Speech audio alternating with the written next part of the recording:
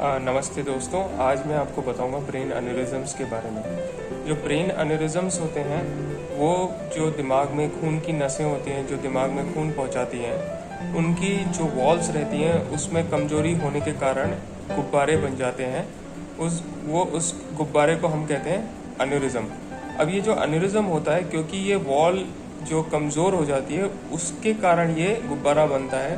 तो ये जो गुब्बारा होता है इसका फटने का रिस्क रहता है, जो इसको फटने से जो ब्रेन में खून का रिसाव हो जाता है। जो ब्रेन एन्यूरिज्म्स होते हैं उनको हम बेरी एन्यूरिज्म्स भी कहते हैं। बेरी का मतलब है बेर, तो इनका जो शेप होता है वो बेर की तरह होता है। ये जो आर्टरी है, आर्टरी जो दिमाग की जो खून की नसें होती हैं उसमें से एक बेर नुमा गुब्बारे की तरह ये फूल जाता है, क्योंकि जो वॉल्स रहती हैं आर्टरीज की वो कमज़ोर हो जाती हैं और इसका फटने का बहुत ज़्यादा रिस्क रहता है। और जब फटता है तो अराउंड 30 to 40% पेशेंट हॉस्पिटल पहुंचने से पहले ही दम तोड़ देते हैं, और 30 to 40% हॉस्पिटल में आके दम तोड़ लेते हैं इलाज के बावजूद भी, और सिर्फ 30 to 40% का एक्चुअली में इलाज के बाद जान बचाई जा सकती है। तो इसमें काफ़ी हाई मोर्टेलिटी रहती है, काफ़ी हाई कॉम्प्लिकेशंस रहते हैं। तो अब मैं आपको बताऊंगा कि इसका ट्रीटमेंट कैसे किया जा सकता है, और इमीडिएटली जब पेशेंट को क्या साइंस एंड सिम्टम्स आएंगे और आपको क्या करना है पेशेंट के लिए, तो वो सब मैं आपको आगे इस वीडियो में बताऊंगा। कैसे जानेंगे कि किसी का एन्यूरिज्म रप्चर हुआ है कि नहीं हुआ है ब्रेन का। तो ब्रेन एन्यूरिज्म जब रप्चर होता है तो पेशेंट को वेरी सीवियर हेडेक होता है। इतना सीवियर हेडेक होता है कि वो इसको डिस्क्राइब किया जाता है worst headache of my life, मतलब मेरी जिंदगी का सबसे खराब हेडेक।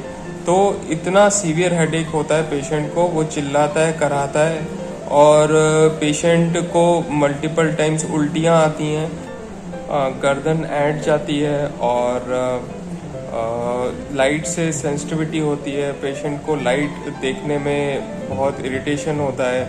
पेशेंट आंखें बंद रखता है, रूम में अंधेरा रखना प्रेफर करता है, और उसको देखने में डबल डबल दिखाई दे सकता है।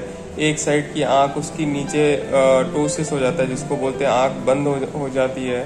तो ये सब कुछ साइंस एंड सिम्टम्स हैं जिससे आप पहचान सकते हो कि ये एक एन्यूरिज्म रप्चर के कारण ये सारे सिम्टम्स हुए हैं। तो कभी भी किसी पेशेंट को अगर बहुत सीवियर हेडेक हो रहा है तो first action should be to take him to the hospital. उसको हॉस्पिटल में लेके जाएं और एटलीस्ट एक सीटी स्कैन करवाएं कि ये हेडेक क्यों हुआ। अगर ये हेडेक एन्यूरिज्म रप्चर के कारण हुआ है तो सीटी स्कैन पे जो ब्लड का रिसाव है वो दिख जाता है, और इससे हम पेशेंट की जान को बचा सकते हैं। अगर उसमें कोई रिसाव नहीं दिखता तो हम और कॉजेज ऑफ हेडेक को रूल आउट कर सकते हैं। तो इसलिए सबसे एसेंशियल है कि आप किसी हेडेक को नज़रअंदाज ना करें, और जस्ट उसको पेन किलर देके पेशेंट को घर पे शांत करके ना बिठाएं। कई लोग ऐसा करते हैं कि फार्मेसी से जस्ट पेन किलर लेके और पेशेंट को दे देते हैं, और पेशेंट का पेन तो थोड़ा बहुत सबसाइड हो जाता है, बट वो ब्लीडिंग कंटिन्यू होने के कारण पेशेंट की हालत और बिगड़ जाती है, और जब तक पेशेंट हमारे पास पहुंचता है तो पेशेंट कोमा में जा चुका होता है। तो ये सारी चीज़ें बहुत इम्पॉर्टेंट है समझना, और एक जनरल नॉलेज भी होना चाहिए कि कोई भी severe headache can be symptom of aneurysm rupture. वो एन्यूरिज्म रप्चर का एक लक्षण हो सकता है। तो किसी भी सीवियर हेडेक, और जो पहली बार हेडेक हो रहा है और जिंदगी का सबसे खराब हेडेक टाइप का हो रहा है, तो उसको नज़रअंदाज नहीं करना चाहिए।